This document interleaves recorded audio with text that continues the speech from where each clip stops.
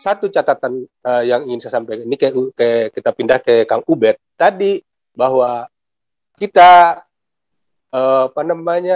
pemimpin kita ini kalau kata Bung Rocky tadi sudah harus diistirahatkan karena banyak hal yang dilakukannya tidak lagi didengarkan oleh rakyat. Jangankan rakyat, menterinya aja nggak dengar sehingga dia tiap saban hari boleh dikatakan marah-marah. Yang kalau rapat ya kita nggak tahu. Kalau telepon dengan menterinya itu jangan-jangan marah terus tiap detik tuh, nggak dengar. Nah, ini juga ada persoalan. Persoalannya adalah begini, Kang Ubed. Kampus-kampus kita ini sekarang udah berubah fungsi menjadi dewi fungsi. Kalau dulu dewi fungsi APRI, sekarang dewi fungsi kampus. Rektor di mana-mana diberikan jabatan komisaris. Nah, ini bagaimana menggerakkan mahasiswa kalau begini, Kang Ubed? Ya, Bang Rahon. Pertama, saya menilai dalam kacamata politik bahwa pemerintahan ini sudah tidak efektif. Tidak bisa bekerja efektif.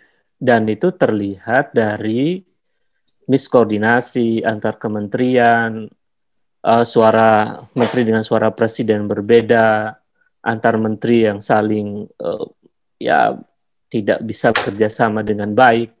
Itu menunjukkan bahwa pemerintahan ini sudah tidak efektif. Apa yang membuat tidak efektif ya karena leadership-nya bermasalah. Nah, kalau kemudian pemerintahan yang sudah tidak efektif dan berjatuhan korban yang terus luar biasa, dan saya sedih juga banyak sekali teman-teman kolega di kampus yang berpulang begitu dalam kondisi yang kekurangan oksigen, tidak mampu ditangani dan lain-lain. Itu menurut saya bukan sekedar karena faktor yang bersangkutan yang membuat kemudian pada akhirnya berpulang, tetapi ada hal-hal yang kita bisa lihat bahwa ternyata mereka mencari oksigen dan pada waktu itu oksigen kelangkaan. Nah, saya khawatir ini seperti dalam perspektifnya Foucault, ini mengarah kepada biopolitik. Biopolitik di mana dilihat sebagai satu perspektif yang bisa membahayakan ketika kemudian hidup mati warga negara ditentukan secara subjektif oleh kekuasaan. Dan itu berbahaya jika kemudian secara politis seolah-olah ingin mengurangi jumlah penduduk. Itu kan berbahaya kalau arah analisisnya ke sana.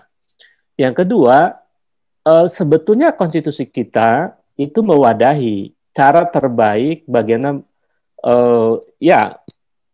melakukan impeachment atau mengakhiri kekuasaan yang sudah tidak efektif itu. Itu kan ada di dalam pasal 7A Undang-Undang Dasar 45. Itu di pasal 7 itu clear. Pertama, presiden bisa diberhentikan kalau melanggar hukum. Melanggar hukum itu di dalamnya adalah melakukan pengkhianatan kepada negara, melakukan korupsi, menyuap, dan melakukan perbuatan tercela. Itu melanggar hukum. Pintu untuk itu bisa, yaitu perbuatan tercela.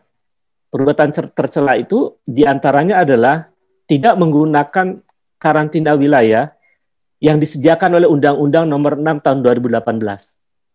Padahal karantina wilayah itu adalah solusi pada waktu itu, bulan Maret 2020, yang harusnya dilakukan oleh Presiden. Tapi tidak dilakukan. Untuk menghentikan penyebaran COVID di Jakarta agar orang tidak bisa kemana-mana, itu bisa dilakukan harusnya bulan Maret tahun 2020. Tapi kan tidak mau. Saya menilai secara akademis bahwa itu seperti pengabaian terhadap Undang-Undang Nomor 6 tahun 2018. Dan itu adalah perbuatan tercela. Dan itu bisa di-impeachment. Kalau kita bisa menafsirkan pasal 7A Undang-Undang 45. Yang kedua, bukan karena alasan hukum seorang presiden di Indonesia diberhentikan, tapi juga bisa karena alasan tidak lagi memenuhi syarat. Jadi pasal 7A itu tafsirnya dua, melanggar hukum dan tidak lagi memenuhi syarat. Nah, kalau melanggar hukum bisa lihatnya di pasal yang perbuatan tercela itu.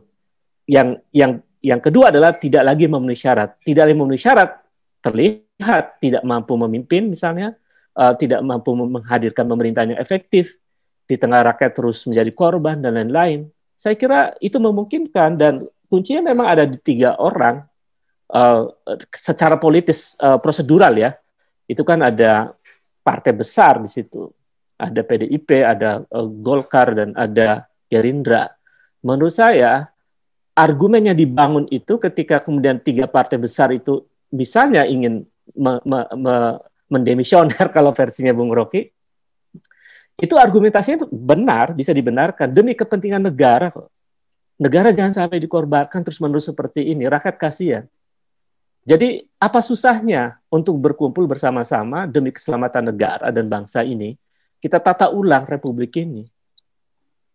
Kan seperti itu Bang Rahon. Saya kira argumen konstitusionalnya ada, ya secara empirik juga ada, dan saya kira bisa menjadi perdebatan dan solusi alternatif dari situasi sekarang demi menyelamatkan negara.